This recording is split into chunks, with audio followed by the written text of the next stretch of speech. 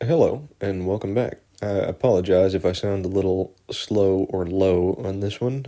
My friends and I had a really good time last night, and I stayed up a little too late, and I've felt really good today. Or I should say, more like myself, and when I get feeling like this, I'm very low energy externally, but inside I feel very satisfied and more at peace. But anyway, I've been brainstorming about what I want to talk about next, and there's so many things, of course, later in your life, everything links together so well and so much that I've got to cross some things off the list before I can get to the other events down the line that link onto them. But this one that I would like to talk about is more of an origin story for like this phase of my life that I'm in right now. And I didn't really realize what started it at first. I just thought things were going extremely bad for me. I didn't realize that I was the one technically at fault for them. So to give you kind of a background, and then after that I would like to talk about some of my dreams, which I know a lot of my friends have told me by now. It's like, hey, we want to hear you talk about that because you seem to have a pretty crazy dream life. And boy, do I have some good things to talk about on that, because sometimes I see the future in my dreams, and I say that a lot, and I feel like people don't believe it because it sounds fantastical, but there's a few stories that just really, like, you can't explain any other way. And then I'd like to talk about sleep paralysis, which has been an interesting thing in my life. So to give you kind of a background leading up to this story, it was in the summer between 10th and 11th grade. So I would have been 16 at the time. And my life, I thought, was going so well. Everything was so easy. I was extremely physically healthy and athletic. And I had this girl that I was very, very much in love with. And I had plans for what I was doing after high school. I had all these friends around me that I really deeply loved and relied on and trusted with my life and everything in my head. And I was so open and honest and really on like a upward trend, you know. I was getting really well educated and really learning kind of what I thought life was about, and just very hopeful and bright, you know, everything is perfect and it's all out there for my benefit kind of thing. And up to this point, I would not have described myself as what I would now call Christian-like, or not that I knew much about God or had a relationship with God in any way at this point that I knew of. But during that summer, I was just working on so many things in my life and having such a good time, and things were going so well, and I was becoming like a young man and a person. And I remember, and I'd never been given to prayer at this point, but I remember praying for wisdom. And that's why I say this is an origin story. These are the two prayers that kicked my life into the direction that it's been in. And I'll tell you something, if you want things to go well, and if you want a good, easy, pleasurable life, and you want everything to be normal, do not ever ask God for wisdom. Because after you get it, you don't fit in very well. But I did that, and then school started up possibly 2 or 3 months later, and it had been going for a few months because it was just about to turn winter, and things were just going incredibly well. And I'll fill in the details of that in my stories when I start to talk about my experience with public school more, I'm sure. But I prayed again, like I said, not having really ever been given to that kind of thing and hated asking for things. But I said, look, I've got a mastery of this. I'm getting bored. I can easily become an expert in anything I set my mind to.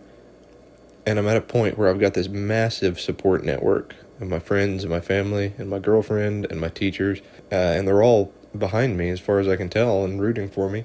So I prayed for a challenge. And like I said, I didn't know anything about the power of what prayer can do or what God can do through prayer at that time. But if there's anything you get out of this, just be careful what you pray for, because God can take that pretty seriously, and I was not very careful in saying those things, praying for wisdom and praying for a challenge. If you don't know what prayer means, by the way, the word literally means a petition. You know, you're requesting something from a higher power.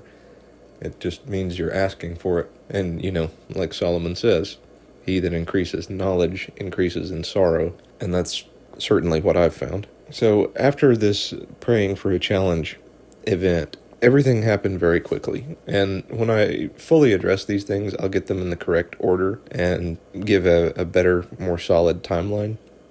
But just to quickly run through how these things happened is my longtime girlfriend and I broke up.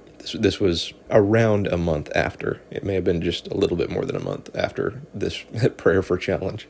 So this is what I got myself into. Broke up with my girlfriend. Got diagnosed with type 1 diabetes. Went back and repaired a relationship with my dad, who I had not seen in 4 years. All of my friends, because of some moral disagreements we had, left me, abandoned me, said, "You're not like us. We don't want to be around you anymore." And I'd never encountered a situation like that where all of those things happen in such short order, because that was in probably a 9-month period that all that happened. And then not too long after that, I graduated high school. So on top of all those things, I'm also thrown out into the world kind of on my own and very much alone. And if that wasn't a challenge, and if that doesn't make you grow in wisdom, I really don't know what will. There's people that have it a lot harder than I do, but having never faced anything like any one of those things, much less all of them at once. And there were many other minor issues, as you can imagine, related to those things, since they were such major changes in my life. And being betrayed by a girlfriend and friends really does a number on who you trust. So it wasn't just people distancing themselves from me, but I was also going through a pruning process and cutting people out of my life at the time. Just safe to say, a lot changed. And so just quickly to wrap up, I feel like a lot of my friends tell me that I'm unlucky. I've heard that from one guy a lot, and that things just don't go right for me and I can't get a leg up, and people do try and sympathize with me quite a bit. And I do my fair share of complaining about this. And of course, when these things first began to happen, I didn't understand why. And I could take them pretty well at first. I was like, oh, good, more hard stuff, more difficulties, fantastic. And would just charge headlong into them and more or less fix them. And it wasn't a great fix, but I felt good that I had at least met the challenge. I can't tell you how much that I am not a victim in all this and anything bad that happens to me, because I feel like I asked for it. And two, a lot of people's suggestions of like, you need to pray God for help or seek really drastic changes as far as, medical issues, things like that. I feel like really that would be kind of ungrateful because all these bad things that have happened to me and heartbreaks and defeats, I specifically requested those things. And although I didn't know it at the time, that's what I started to say. When these things started to happen, I didn't make the connection. It was only years later that I went, whoa, I'm responsible for requesting those things to happen. And it certainly has been a challenge. And I used to have a lot of regret about the things that happened to me, and I used to really be in pain about it. And now it's like I don't have anything to complain about. It's what I wanted once upon a time, but I had no idea how hard things could be when I asked for things to get hard. Didn't know that it would involve me, and when I say me, the me that was dying over and over again and having to be remade over and over again to be more refined, certainly as one thing, but there's plenty of metaphors we can use for this, broken and shattered and put back together and missing some pieces and not in the right way, and having to figure out how to go through life and look at things being incomplete and unwhole and broken and disordered and not functional in a lot of ways that I used to be. I used to be a lot stronger in some ways, and in other ways I'm a lot stronger now. And, here we are at the end of the recording. I hope I told you those things in the right order that I said. My girlfriend broke up with me. I got diagnosed with diabetes. I hope I included that one in there, because that's a major lifestyle change. Then I repaired the relationship with my dad. Then all my friends abandoned me, and then I graduated high school. Anyway, it was just one of those things coming out, in your life you need to talk about and you need to process and go through it. And when they come on so quickly and you're losing people to talk about those things with and process those things with, they do kind of build up, and that's exactly what happened to me shortly after that. So knowing what you know now, don't feel bad for me. I used to have times where I would say, "Man, I wish my life was like this," or "I wish I had that back," things like that. But now, even as sorrowful as events have come and how difficult and bad things are now, I really wouldn't trade it. I went from feeling like I was in control of my life to understanding that I was not, and that if this is what fate has decided, then I really am just along to see what happens to me. And I don't know if I can explain to you how much better of a situation that is than thinking you're responsible for every little minute thing that comes along in your life. And that's what keeps me excited for the future now, instead of saying I was excited for the future in the past because I thought I had some control over it or that I could make it into what I wanted, but now I'm excited for it because I know it's a lesson and I have a lot to learn and I'm going to be taught in the future. And it's a little bit more exciting than thinking that you can have your future as you want it in some way. So anyway, that's where I'm at. I wanted everybody to know that just because I feel like it was such a turning point in my life.